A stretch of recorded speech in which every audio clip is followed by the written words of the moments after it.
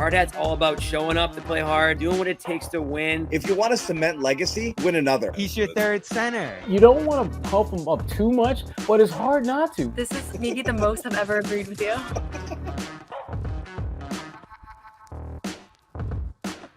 Has your thought on the Jaylen possibility changed at all, Noah? Because I'm still a no. But I'll listen to any argument. Yeah.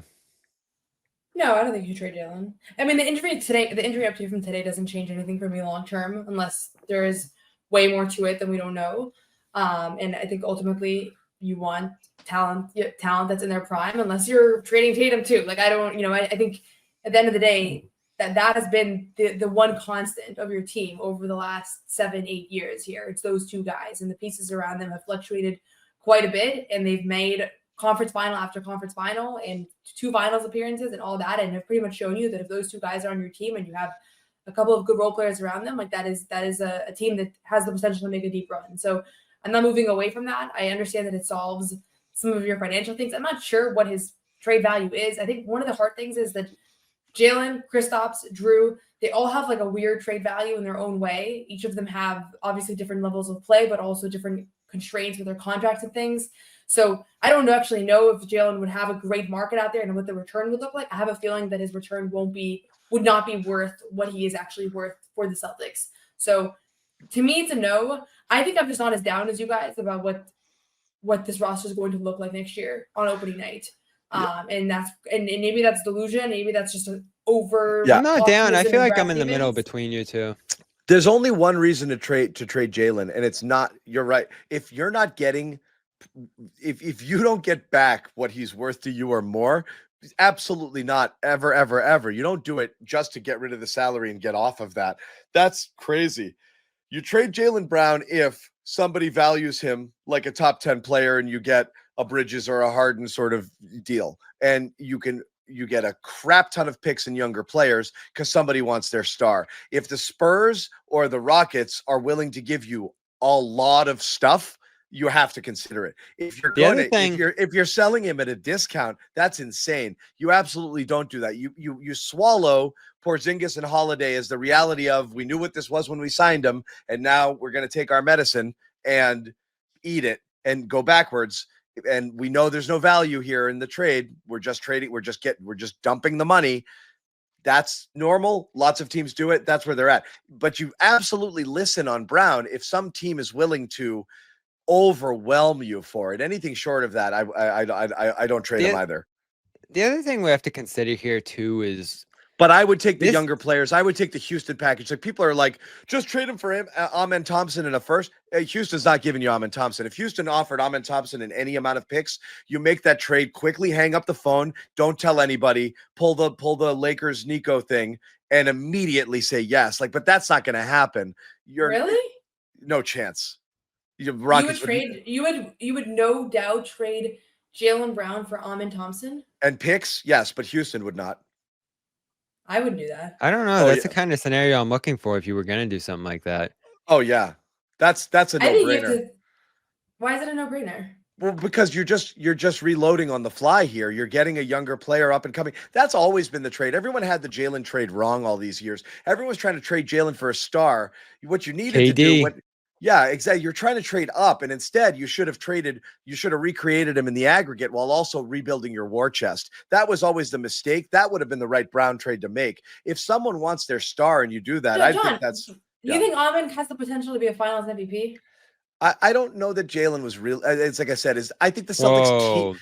He is a Finals MVP, John. I think the Celtics team won the Finals, and they have to give the MVP to someone. We keep saying Finals MVP like Jaylen was this giant. Like, he almost lost it. It was 4-3 to Tatum, who shot 20% from the floor. Like, Tatum, who was also great. They were both the team won the Finals. It was a great, complete team effort. You got to give the award to someone, but we keep throwing it around like he came out scoring 45 a night and carried them. No, he was very good. I'm throwing it around because he's been a reliable 25-point per game scorer through the postseason for years now, and as a two-way player that has had so many big moments for this franchise. And I like Amen Thompson. He's an incredible talent, but we don't know what kind of player he's capable of becoming. Like, it's He's I'm not on the saying you would early never end of his make that trade, development but I'm curve. just surprised with the way you framed that it's like a no-brainer. I would hang up the say phone like you just got like a superstar. Amin Thompson is a defensive player who is a very unreliable offensive player who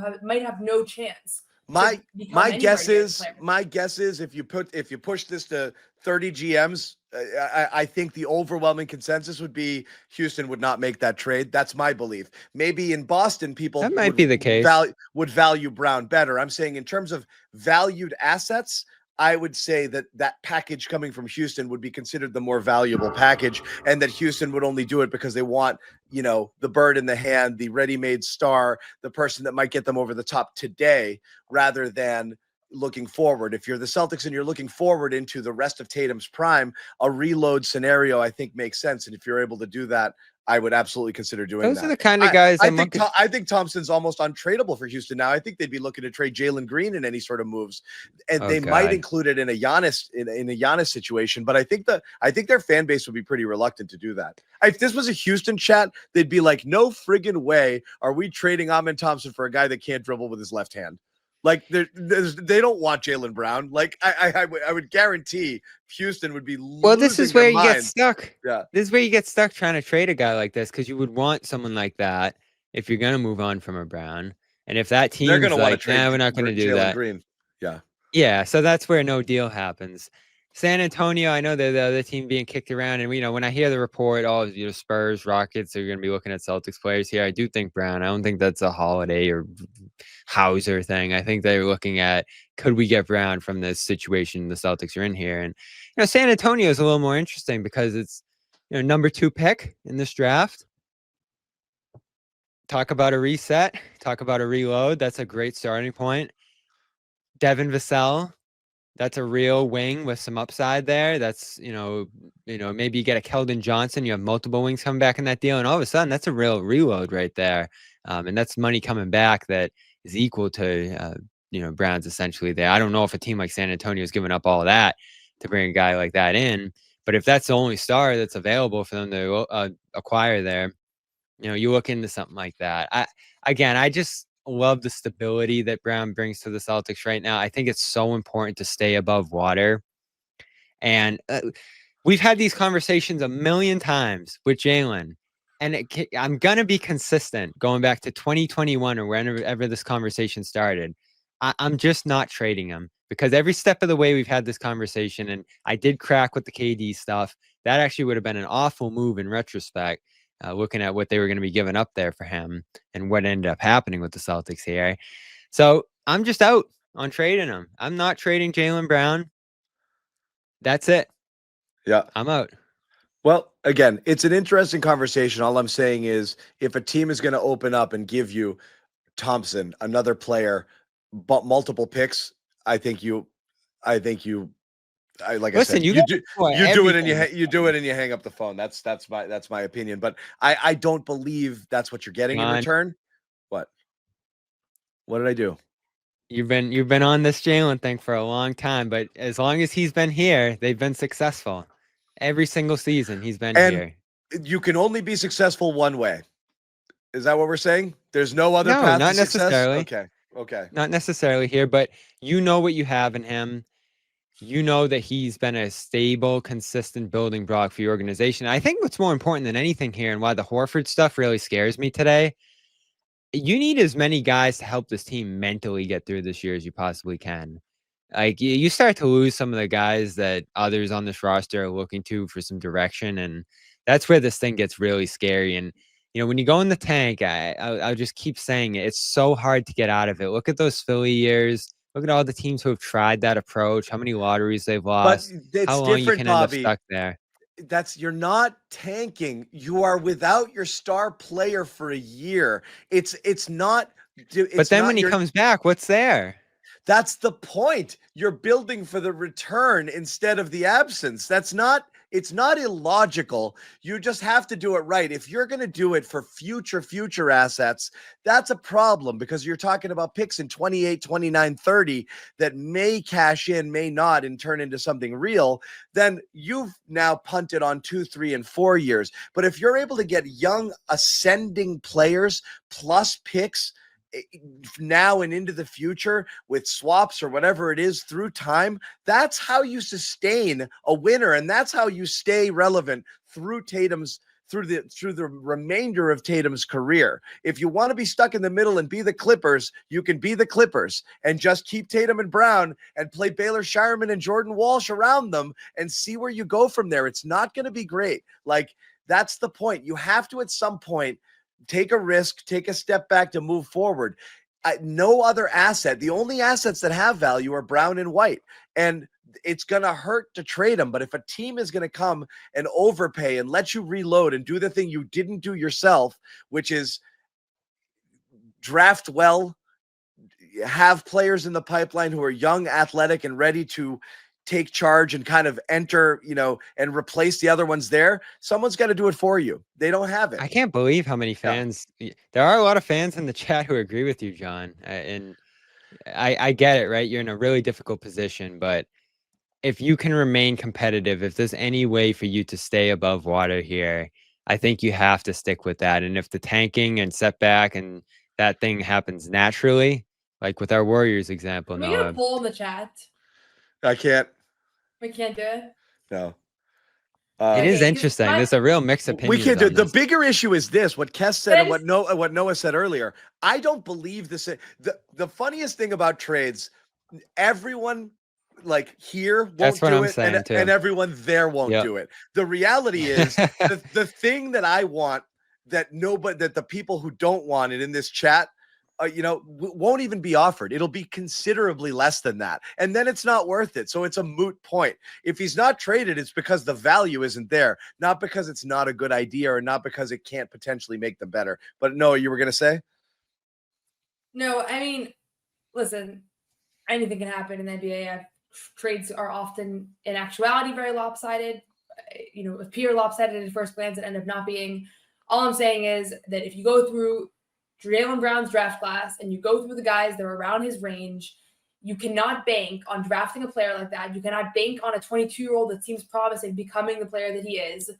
Like, he is not so much of this is hypothetical. Like, you get the number 5 pick, there's a chance that the guy will be out of the league in 2 years, right? There's a chance that the guy will be great. Like, you just don't know.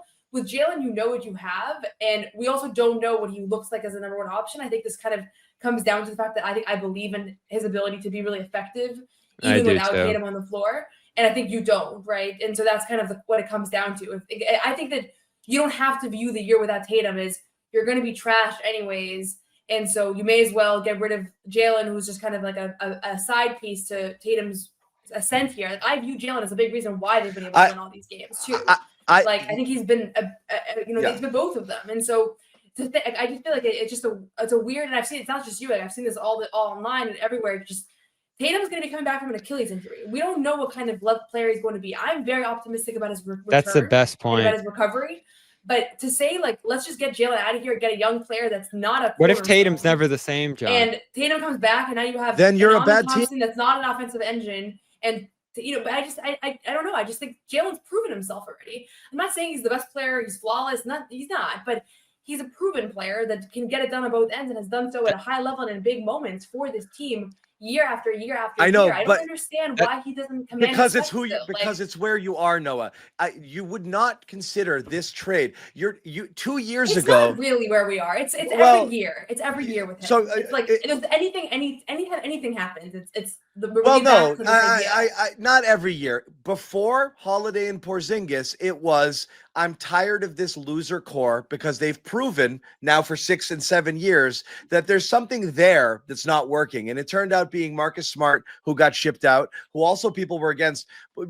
But people at that point were, I don't know that this group with this core, with these guys is going to get it done. That was why there were detractors then. But after you brought in Holiday and Porzingis, if someone also offered you a trade for Jaylen Brown and younger players, you'd be like, that's crazy. We're built to win now. I'm keeping the guy who I know is good now. You're not in that position anymore. You have to be realistic. You are, whether you want to or not, taking at least half, if not 2 full steps back for a year or two, because they admitted that we're not saying anything the Celtics won't say themselves. We pushed our chips to the middle. We went all in. Now the bill comes due. The bill is due. They are going backwards for a little bit. So the question is, do you accept it, ride it out, hope Brad works his magic around Tatum and Brown? That's absolutely a viable option, and it's probably the one they're going to go with.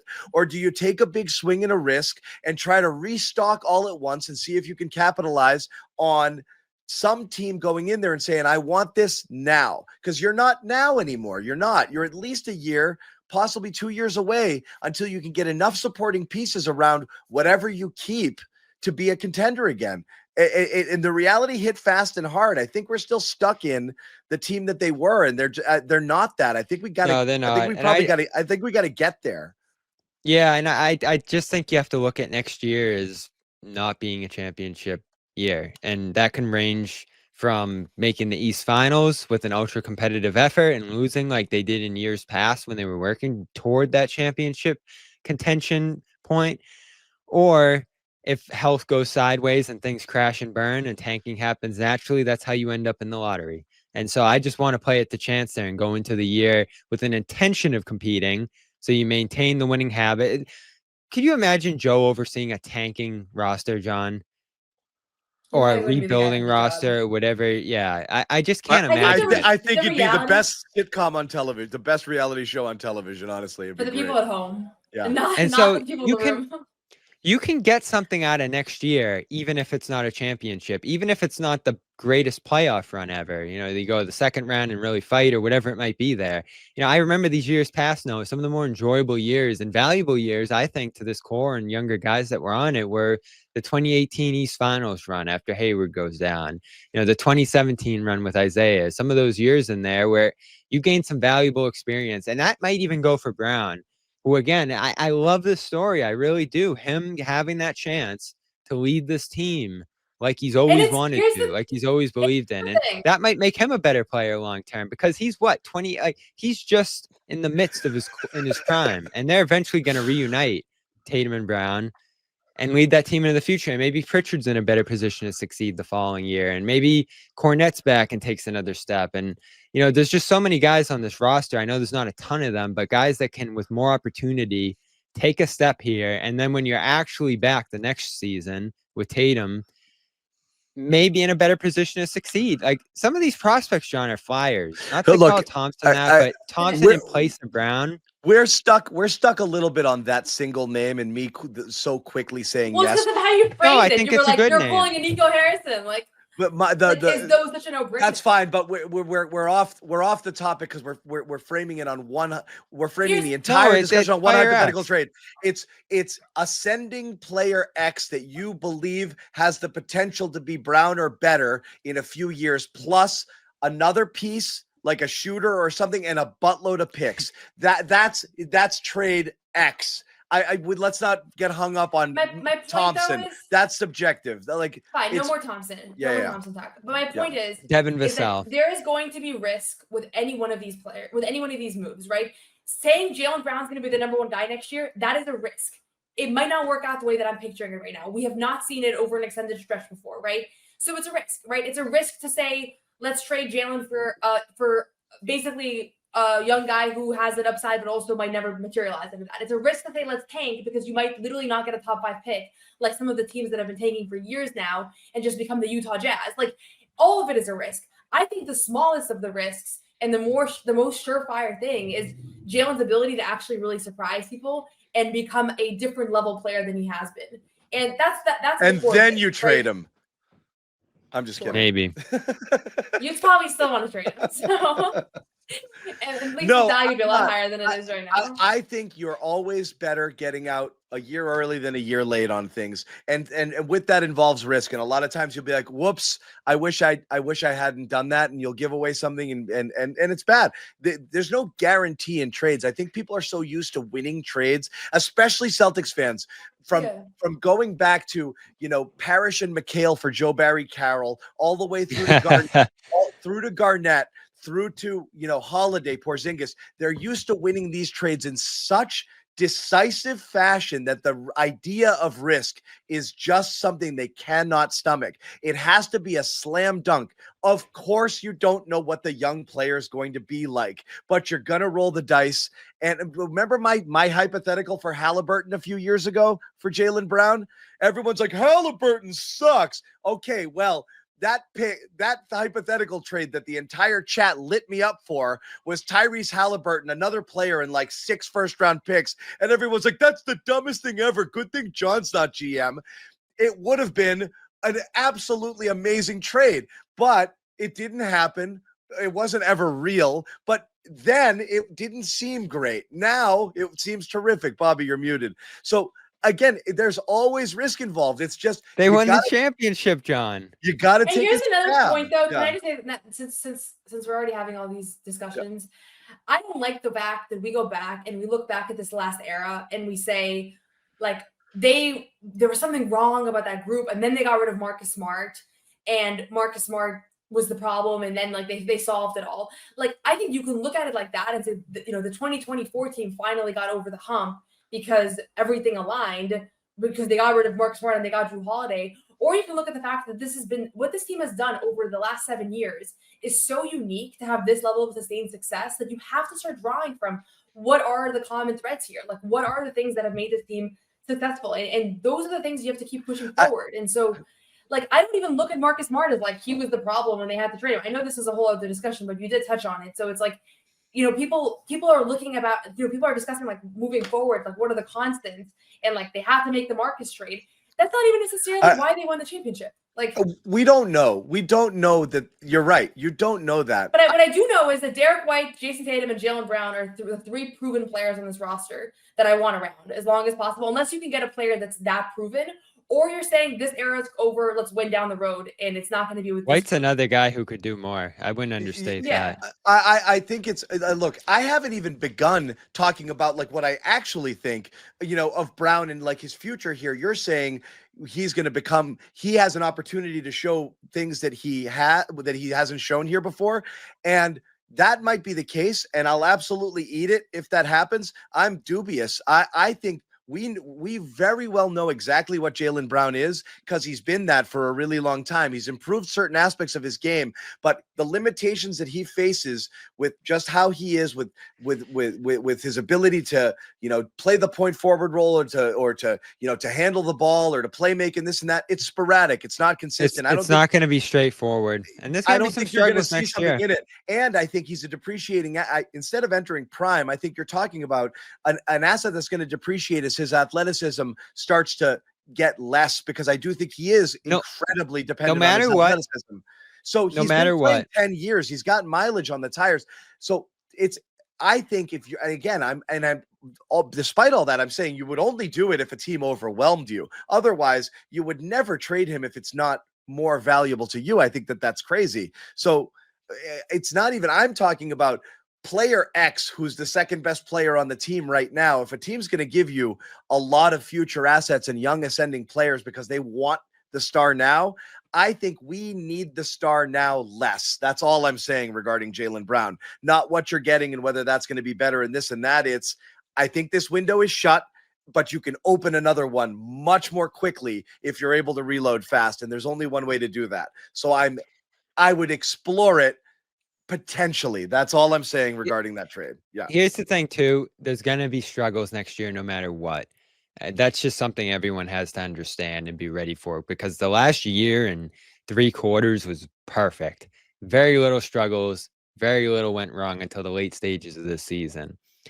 So now you're going to be normal. I wrote that in my article last night. Last night was the beginning of this team being human. So whether it's Jaylen leading the way and the imperfections with that, or a younger cast, a restart cast really struggling and there being some eventual payoff there, I don't think struggles next year are a reason against any of these, potential options here for them. And most specifically with the Brown one, because as we saw last night, Noah, my biggest takeaway from that game was you have the game 5 with Jaylen where it's amazing, and you have the game 6 where it's probably the worst version of Jaylen. And you're going to have both of that next year if you do commit to building around him. But do you get to a point after that year where he's in a much better place as a player and you benefit from that when Tatum returns. And, I thought you made the best point of the show, Noah. What if Tatum's not right when he comes back? What if he's not the same player anymore? Can you put That Brown was in my best position? point. Well, that was my least I favorite think point that I made.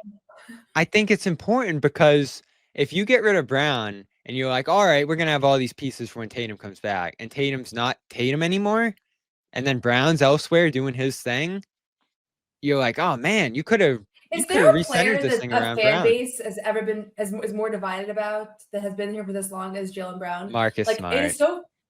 No, but Marcus is like a role player. Like I'm talking like a star player. Oh my I can't God! imagine. I think there's one in every market. I'd imagine Trae Really? Young Like who else? Trae Young's probably super polarizing. Yeah, this is a good example. Yeah. I bet you.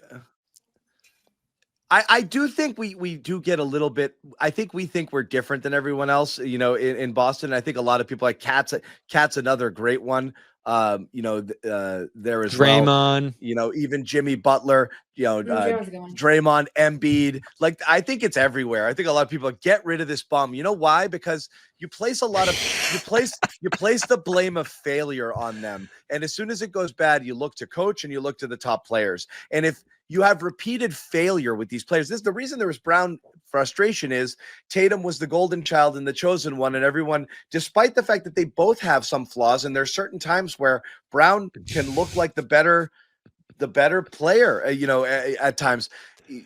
I did not expect to see this as a solution tonight. Yeah. Tatum was here, Brown was here, and people were like, you got to get rid of something, get rid of Jaylen. He sucks. I think there's a lot of players like this throughout the league where, if you're used to losing with them,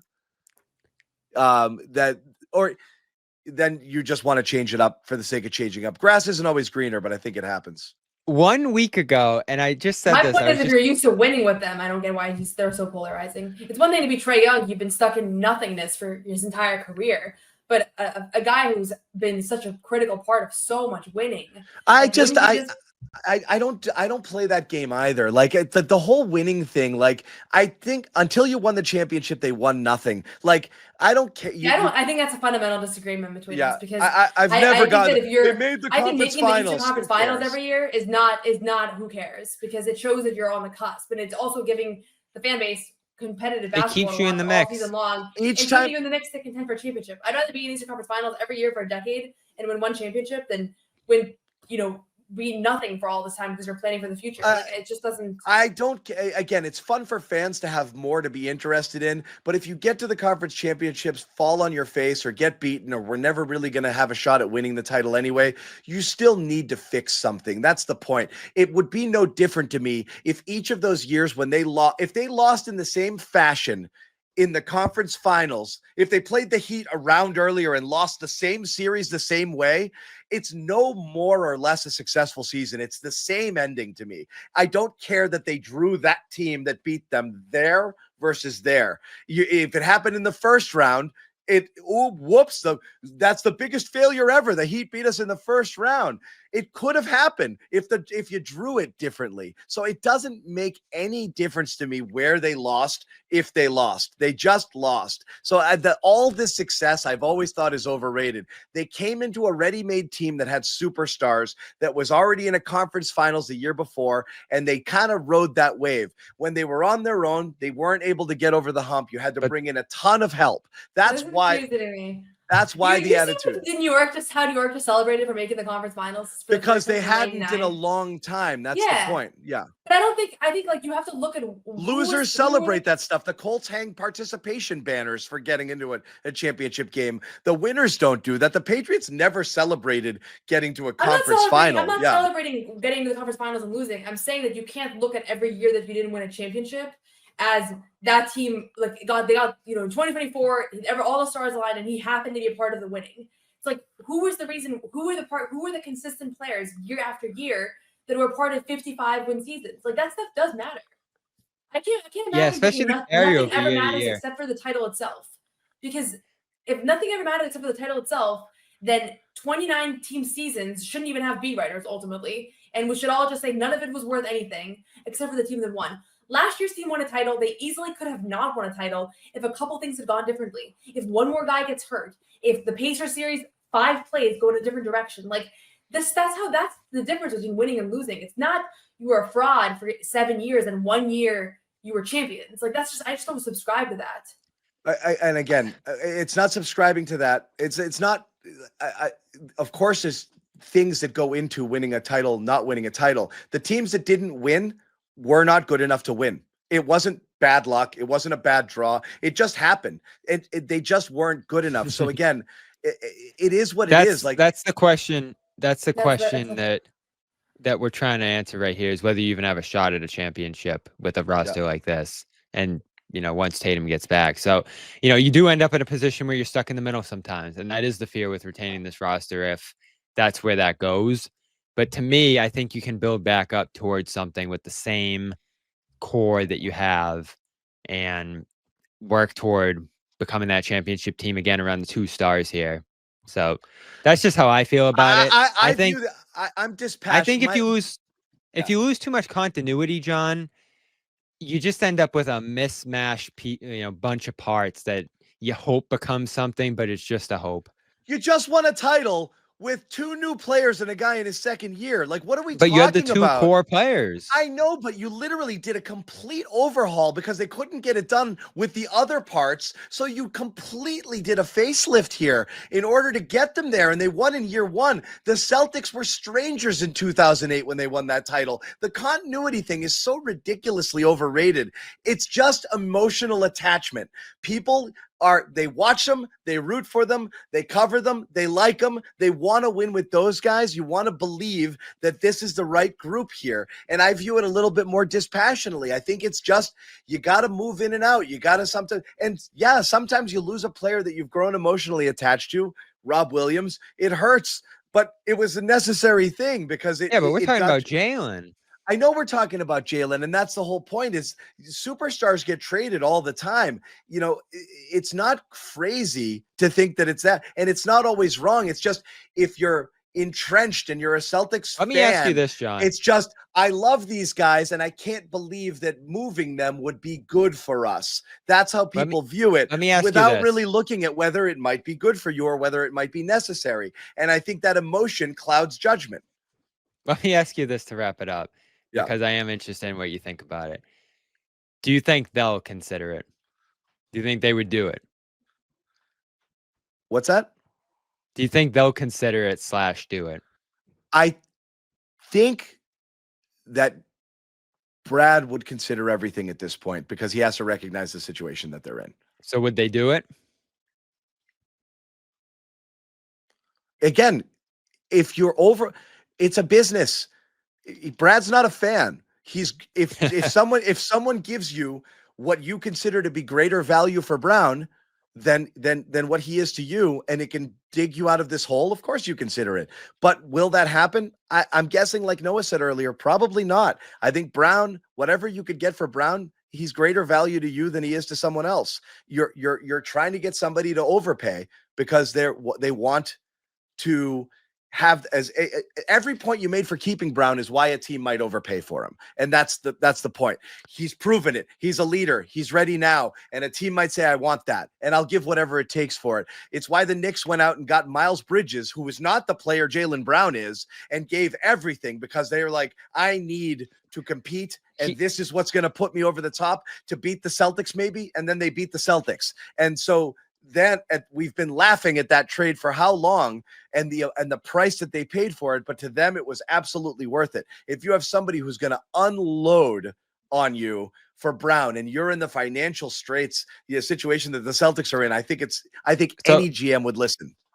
I want your thoughts on this, Noah, because to me, and I've said this before, just knowing Brad, knowing this front office, I think there was always a desire. McHale, sorry, not Miles. Anyway, yeah, go ahead. I think there was always a desire above all else to keep Tatum, keep Brown, have that core, figure it out around them, and live off that duo giving you this floor of success. That's always what I assumed forever. Now you don't have Tatum for a long time. Does that change things? I don't know. Do you think they'd consider moving Brown, Noah? I agree that they're going to consider everything and assess what everybody's value is and assess what they can return for. So I don't think anybody's untouchable. Probably there's 3 guys in the NBA that are untouchable, and Jaylen Brown is certainly not one of them. So I'm being realistic here. I'm not saying like you could never trade Jaylen no matter what. I'm saying I don't think any of the returns are going to be worth That's what John's saying. So yeah, I think we're all on the same page here about what's going to actually happen. Yeah, I think, what I push back on is a lot of people here in the chat and in Celtics fans, you could never trade Jaylen. Like, the only thing I'm certain of is staying here, and I'm saying you got to consider all options, and the only one that you could possibly recoup something that's going to make you feel good is that. Otherwise, it's trade other players for nothing and then hope that Brad pulls some magic to build around Jaylen and Jason down the road. The risk there is by doing nothing bold that you're going to be stuck with Jaylen and Jason and nothing else, and it's going to be back to where you were before you traded for Holiday and Porzingis, but probably worse. And this is where like I think where we differ, John, is that back to where we were before Holiday and Porzingis was a team that made the finals in 2022 that easily could have won that series. But you don't have any of those players. You don't have a Smart equivalent, a Rob equivalent. You still had some good players around them. And I think that they're going to get good players around them. And that's I think that's how. Yeah. I mean, you're trading. First of all, you're trading, but you're not for other players. But so we're not. You're going to get some value in return. I also think I feel optimistic about Pritchard's ability to become a more valuable player. I think Baylor Shireman is going to become a good rotation player. Like, I think there's means here, but I just look at the years that they didn't win as different than I think you guys, or maybe I don't know where Bobby or you land on it, and that's what gives me reason pause to want to look forward and say that is how I feel about Isaiah. Success. Like 2022, they could have won a championship. Now we're talking about two championship teams. Like, I don't view that as like that team fundamentally never could have done it. Because you don't win doesn't mean you couldn't have won. So this is it's probably not worth talking about. We've been talking for a long time, but Yeah. I have another idea on it too, but we can save it for another time. And my thought is mainly, and again, my premise is entirely built on not getting, like, Porzingis getting you 0 in return, because that's what speculation has been. And Holiday may be getting you stuff that doesn't help you now. It's future assets and salary. That's if you are, and again, if Brad is able to pull off magic and swap it out for more parts or recreate Holiday and Porzingis in the aggregate by getting a bunch of bit players who can play different parts and roles and keep you afloat for longer, yeah, maybe you just live with a 500 team that is fighting for a 6 seed for a year until you get Tatum back, and then just see what happens organically, having kept your core of Brown, White, and Tatum intact.